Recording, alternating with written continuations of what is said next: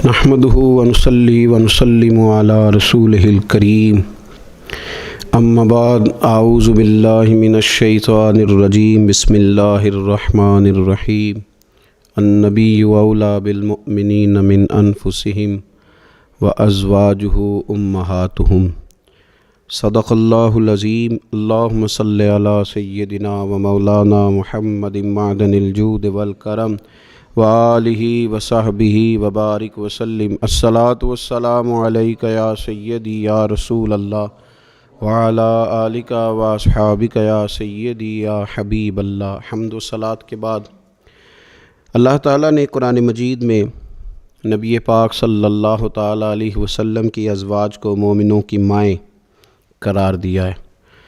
فرمایا النبی اولیٰ بالمؤمنین من انفسہم، فرمایا یہ نبی مومنوں کے ان کی جانوں سے بھی زیادہ قریب ہیں، وازواجہ امہاتہم، اور ان کی بیویاں ان کی مائیں ہیں۔ نبی پاک صلی اللہ تعالیٰ علیہ وسلم کے حرم محترم میں داخل ہونے والی ہر خاتون ہی بڑی شانوں والی ہے۔ وہ پاک باز اور بلند بخت خواتین جنہیں حضور سید عالم صلی اللہ تعالیٰ علیہ وسلم کی خدمت عالی مرتبت میں حاضری کا شرف ملا، وہ جو حضور کی ازواج مطہرات ہیں، اللہ تعالیٰ نے انہیں بڑے ہی درجات عطا فرمائے۔ لیکن ان خواتین میں سے سیدہ خدیجۃ الکبریٰ رضی اللہ تعالیٰ عنہا، سیدہ عائشہ صدیقہ رضی اللہ تعالیٰ عنہا انفرادی شان رکھتی ہیں، باقی تمام بھی کئی شانوں میں منفرد ہیں، کئی مقامات میں منفرد ہیں۔ آج ہم بات کرنے جا رہے ہیں سیدہ عائشہ صدیقہ رضی اللہ تعالیٰ عنہ، وہ خاتون جس کو میرے نبی پاک صلی اللہ تعالیٰ علیہ وسلم نے فرمایا عائشہ تم سے نکاح کرنے سے پہلے حضرت جبریل امین علیہ السلام 3 دن تک ریشمی کپڑے میں تمہاری صورت لپیٹ کے لا کے مجھے دکھاتے رہے، اور عرض کرتے یا رسول اللہ صلی اللہ علیہ وسلم یہ عائشہ دنیا اور آخرت میں آپ کی بیوی ہے۔ نبی پاک سید عالم صلی اللہ تعالیٰ علیہ وسلم نے اس پاک باز خاتون سے فرمایا عائشہ یہ جبریل کھڑے ہیں اور تمہیں سلام کہہ رہے ہیں۔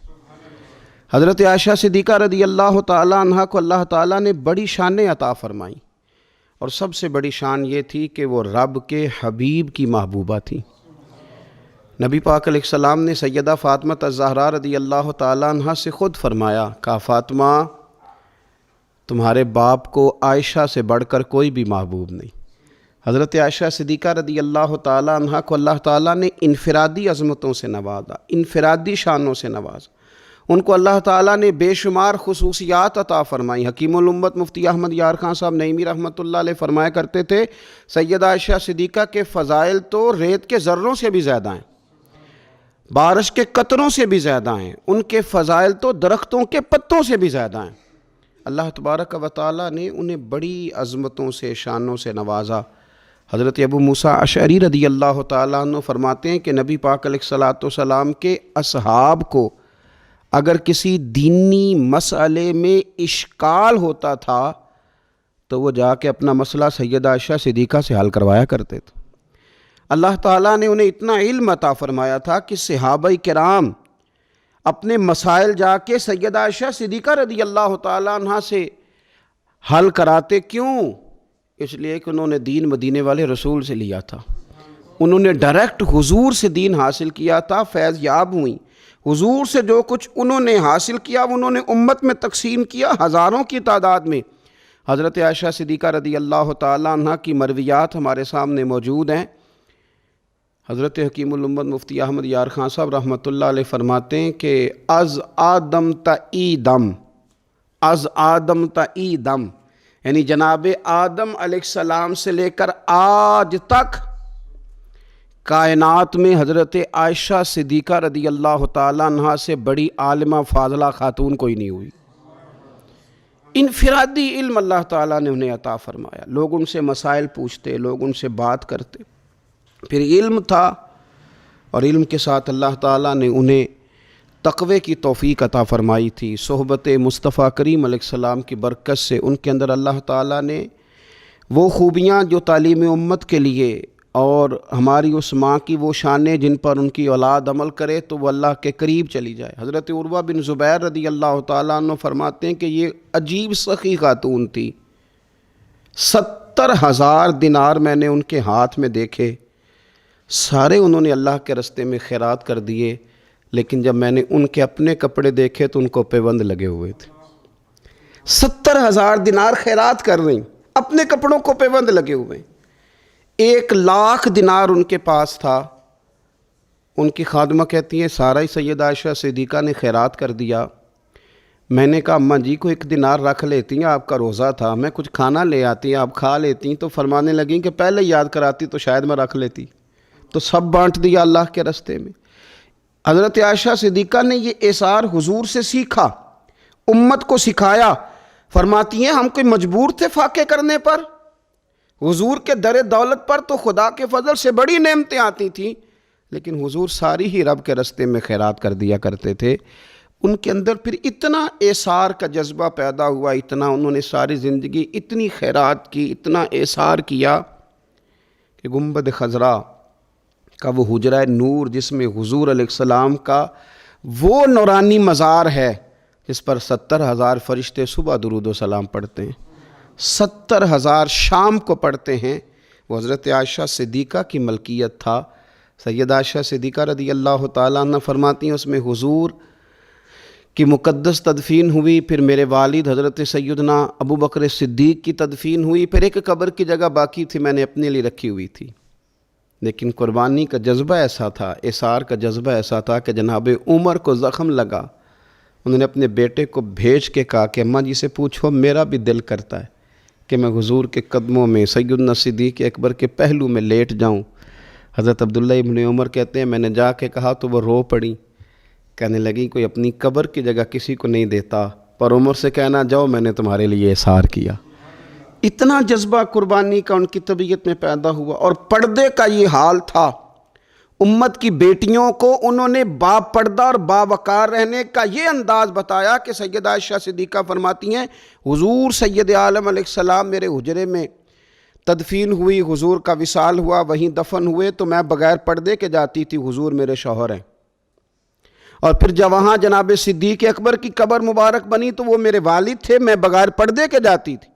اور جب وہاں حضرت عمر رضی اللہ تعالیٰ عنہ کی قبر بنی تو پھر میں نے پردہ کر کے جانا شروع کیا، اس لیے کہ عمر میرے لیے محرم نہیں تھے، میں پردہ کر کے جاتی تھی۔ تو حضرت عائشہ صدیقہ امت کی بیٹیوں کو بتاتی ہیں کہ میں تو مزار پہ جاؤں تو پردہ کر کے جاتی ہوں، میں تو حضرت عمر کے مزار پہ جاؤں تو پردہ کر کے جاتی ہوں، اور تم بغیر پردے کے بازار چلی جاتی ہو، وہاں تم چلی جاتی ہو، سر عام چلی جاتی ہو۔ یہ معیار دیا حضرت عائشہ صدیقہ رضی اللہ تعالی عنہا نے امت کی بیٹیوں کو۔ عبادت انہوں نے اس طرح کی، تقوی ان کا اس طرح کا تھا کہ آپ کے بھانجے فرماتے ہیں کہ ساری رات ہی وہ اللہ کی بارگاہ میں حاضر رہتی تھی، ساری رات ہی مصلی آباد رہتا تھا۔ پھر بھی ایک دفعہ حضور کی بارگاہ میں عرض کیا انہوں نے، یا رسول اللہ میری بخشش کی دعا کر دیں، میرے گناہوں کی معافی کی دعا کر دیں، یہ عاجزی ہے۔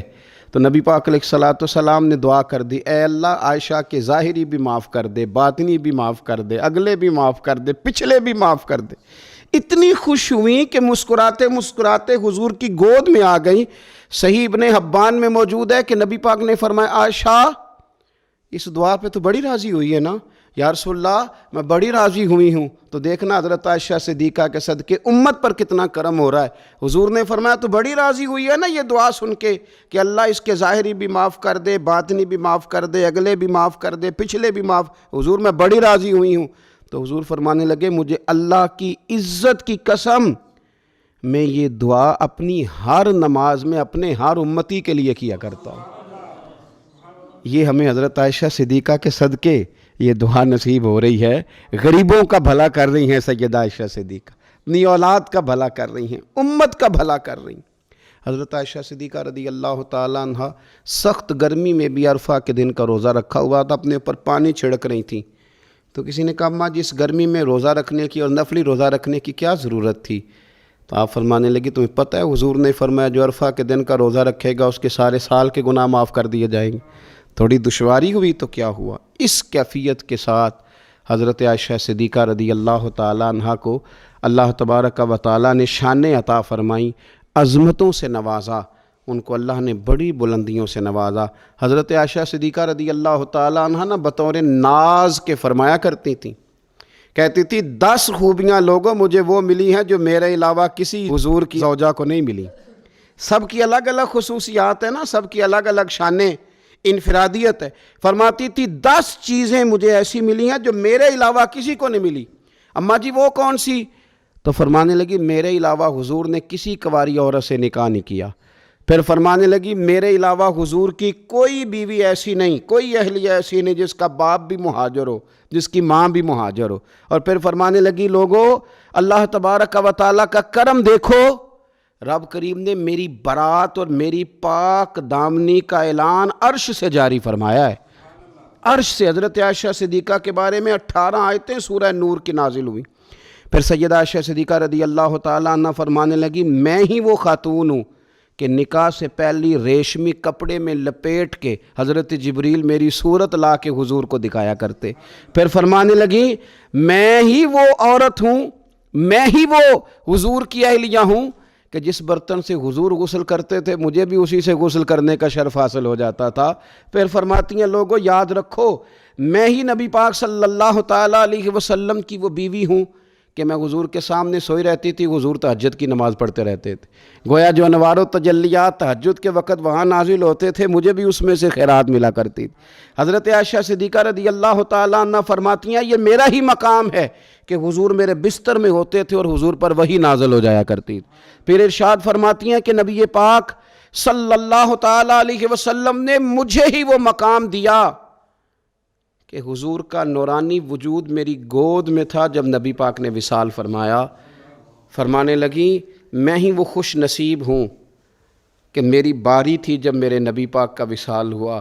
اور 10ویں نمبر پہ فرمانے لگی لوگوں میں ہی وہ خوش قسمت ہوں کہ جس کے حجرے میں رسول پاک علیہ السلام کو دفن کیا گیا۔